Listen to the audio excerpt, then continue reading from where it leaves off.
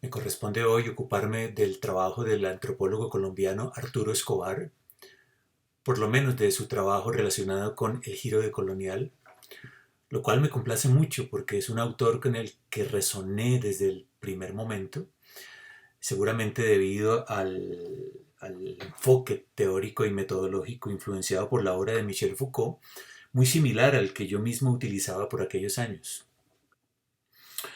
Escobar nació en la ciudad colombiana de Manizales, pero fue educado en la ciudad de Cali, donde estudió ingeniería química en la Universidad del Valle. Luego viajó a los Estados Unidos para realizar una maestría en ciencias de la alimentación en la Universidad de Cornell, para luego adelantar sus estudios de doctorado en la Universidad de California en el área de políticas del desarrollo con énfasis en antropología.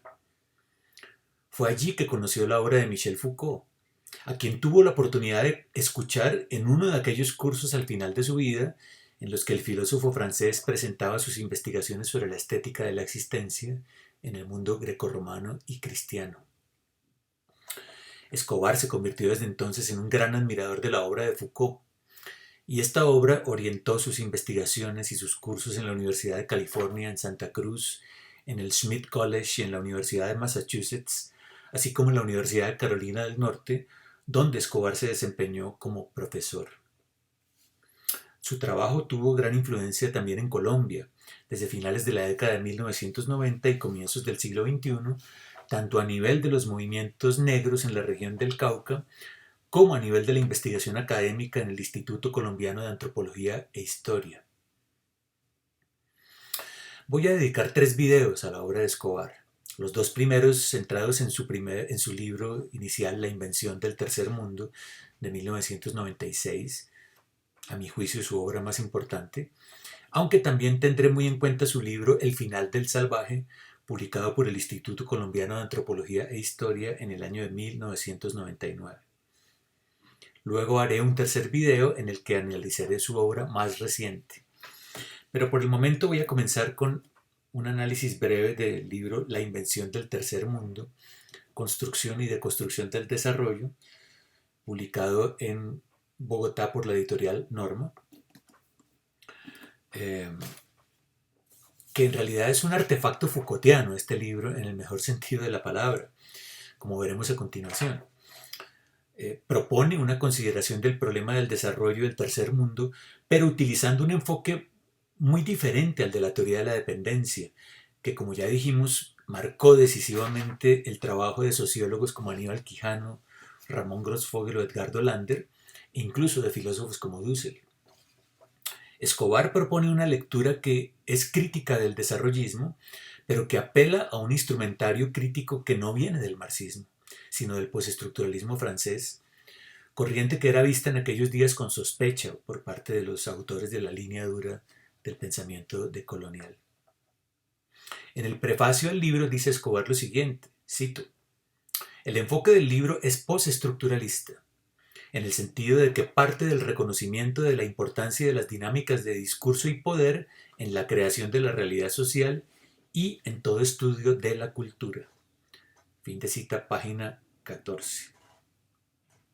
Esto significa que, como lo decía Foucault, la unidad básica de análisis es el discurso, pero no como si se estuviera poniendo el énfasis en la dimensión puramente subjetiva de la acción social, como sospechaban los marxistas y le criticaban esto a Foucault, sino porque el lenguaje y la significación son constitutivos de la realidad. En este sentido, y tras la huella de Foucault, pero también de otros autores como Félix Guattari, eh, y también Donna Haraway y Ernesto Laclau, como veremos más adelante, Escobar incorpora el giro lingüístico de las humanidades, tal como se dio sobre todo en Francia, y después se hizo hegemónico en las universidades norteamericanas bajo el sello de los estudios culturales y de los estudios postcoloniales. La premisa fundamental aquí es que a través del lenguaje, y en particular del discurso, es que la realidad adquiere significado para nosotros. No es que Escobar esté negando la existencia de una realidad prediscursiva, sino que está enfatizando el hecho de que es sólo a través del lenguaje que nos apropiamos de ella. Pero esto solo ocurre por la mediación del poder, tal como lo afirmó Foucault. Dice Escobar en su libro El final del salvaje. Mientras que sería imposible resumir aquí los puntos básicos del postestructuralismo, es importante remarcar que, en contraste con las teorías liberales basadas en el individuo y con las teorías marxistas basadas en la producción, el postestructuralismo subraya el papel del lenguaje y del significado en la constitución de la realidad social. Según el postestructuralismo, el lenguaje y el discurso no se consideran como un reflejo de la realidad social, sino como constituyentes de la misma, defendiendo que es a través del lenguaje y del discurso que la realidad social inevitablemente se construye. Fin de cita de la página 109 de este libro del final del salvaje.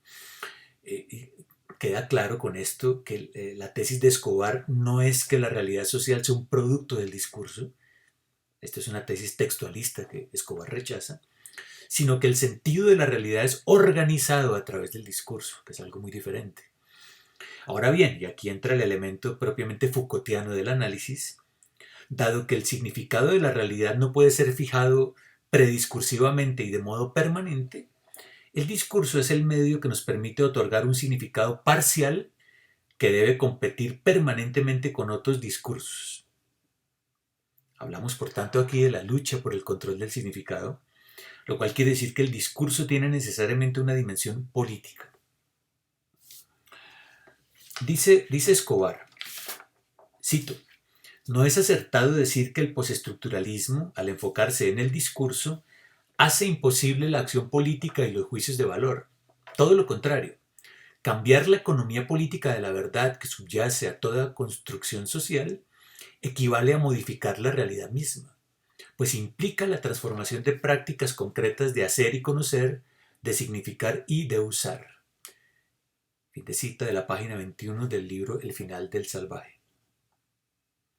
Tal como lo dijera Foucault, Escobar está convencido de que modificar el orden del discurso es una cuestión política.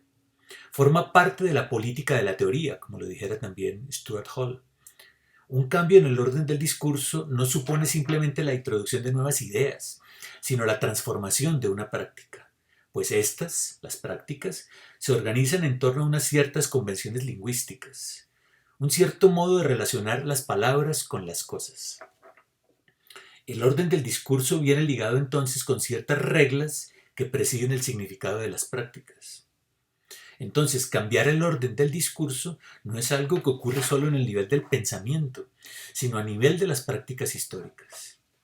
Si éstas han de modificarse, entonces será necesario primero intervenir sobre las reglas que las presiden, a fin de cambiarlas o abrir nuevas posibilidades de acción. Pero antes de entrar a analizar el modo en que Escobar deconstruye la noción de desarrollo, quisiera quedarme todavía un poco en estas consideraciones metodológicas preliminares para entender qué es aquello que liga el trabajo de Escobar con el pensamiento decolonial. Para dilucidar este problema, tendré que considerar el modo en que Escobar entiende el papel de la antropología. Dice Escobar, cito, me parece que la antropología tiene una afinidad natural con el postestructuralismo. Su lema temprano de percibir desde el punto de vista del nativo ya anunciaba la importancia del análisis de la historicidad de todo orden social y cultural, que es inherente al postestructuralismo.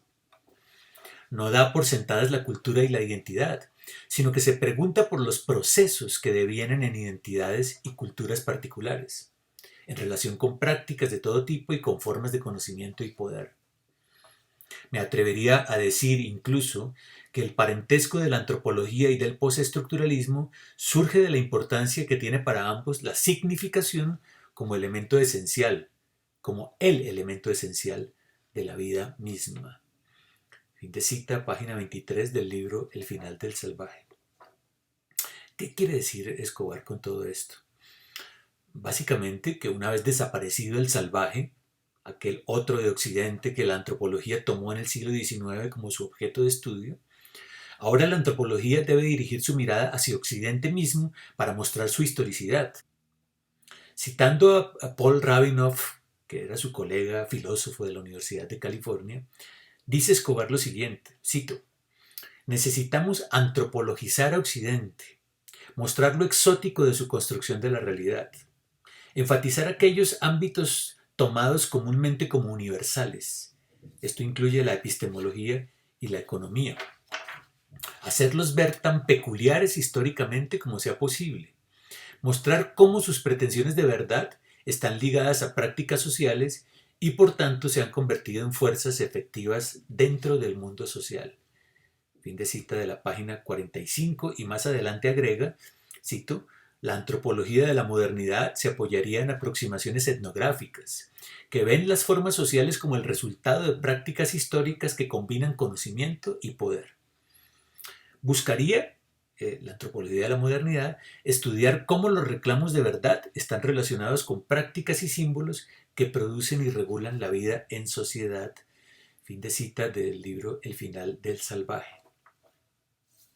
Lo que pretende Arturo Escobar es entonces exotizar a Occidente, historizarlo, lanzarle una mirada etnográfica que revele la particularidad de sus regímenes de representación, de sus técnicas de poder. Narrar pues la modernidad, pero con ojos no occidentales, utilizando sin embargo la crítica de la razón generada por la modernidad misma, tal como lo hace la genealogía de Foucault. Aquí vemos ya de qué modo la crítica de Escobar se emparenta con el pensamiento decolonial.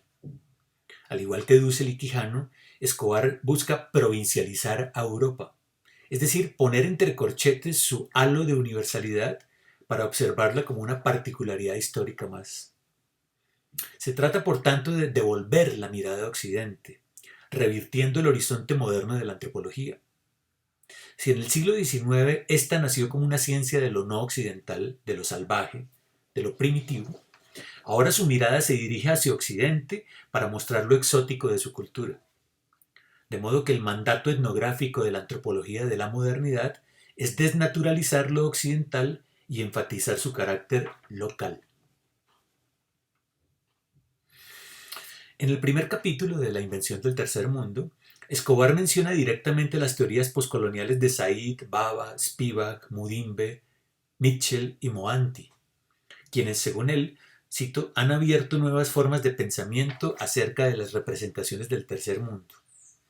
Y agrega que el estudio del desarrollo como discurso se asemeja a los análisis de Said de los discursos sobre el Oriente y se asemeja también a lo hecho por Mudimbe en su libro The Invention of Africa, que le sirvió a Escobar de gran inspiración, pues su objetivo es estudiar el estatuto de los discursos sobre el África, en tanto que discurso colonial. Como puede verse, Escobar se propone deconstruir la idea hegemónica de la superioridad de Occidente sobre otras culturas, aquello que Enrique Dussel llamó el eurocentrismo en sus conferencias de Frankfurt. Si Escobar se interesa por el discurso del desarrollo, por el modo en que ha sido producido y por los efectos de verdad que genera, es porque considera que se trata de un discurso colonial. Dice refiriéndose al modo en que el discurso del desarrollo proyecta la imagen de un tercer mundo subdesarrollado. Cita: esta imagen universaliza y homogeneiza las culturas del tercer mundo en una forma ahistórica. Solo desde una cierta perspectiva occidental tal descripción tiene sentido. Lo importante de resaltar por ahora es que el despliegue de este discurso en un sistema mundial donde Occidente tiene cierto dominio sobre el tercer mundo posee profundos efectos de tipo político, económico y cultural que deben ser explorados. La producción de discurso bajo condiciones de desigualdad en el poder es lo que Mohanty y otros denominan la jugada colonialista. Jugada que implica construcciones específicas del sujeto colonial tercermundista a través del discurso, de tal manera que permita el ejercicio de poder sobre él. Fin de cita de la página 29 de La invención del tercer mundo. Es clara, me parece, entonces, la resonancia de los temas abordados por Escobar con los de la red modernidad-colonialidad, de la que él formó parte ya desde el lanzamiento en el año 2000 del primer libro colectivo del grupo, editado por Edgardo Lander bajo el título La colonialidad del saber, eurocentrismo y ciencias sociales. Allí Escobar colaboró con un artículo titulado El lugar de la naturaleza y la naturaleza del lugar, donde presentaba su teoría sobre los regímenes de naturaleza, a la que me referiré un poco más adelante. Lo que me interesa por el momento es subrayar que a pesar de su evidente resonancia con los trabajos de Quijano, Dussel y Miñolo, Escobar se desvía de ellos en términos metodológicos. Nunca habla de algo así como un patrón mundial de poder que domina el mundo desde el siglo XVI, como Quijano. Tampoco habla de la modernidad como un fenómeno atravesado por una sola voluntad de dominio, como Dussel, y ni habla tampoco de un código secreto occidental que gobierna toda la producción de conocimientos en el sistema mundo, como Miñolo. No habla, por tanto, de totalidades, sino de fenómenos históricos bien acotados y analizados en su singularidad, como es el caso del discurso del desarrollo. Este no es presentado por Escobar como un epifenómeno del capitalismo, sino tan solo como un régimen de representación vinculado a dispositivos diferentes, que debe investigarse, sin embargo, como parte del orden moderno del saber, según lo estableciera Foucault. El desarrollo no es un mito irracional constitutivo de la modernidad, como dice Dussel, sino un espacio de pensamiento y acción que tuvo comienzo y está teniendo fin. Las reglas que presiden el discurso del desarrollo no fueron inventadas en el siglo XVI y tampoco forman parte de un sistema omniabarcante, sino que se formaron en la segunda mitad del siglo XX y al parecer, según nos dice Escobar, ya se encuentran agotadas esas reglas.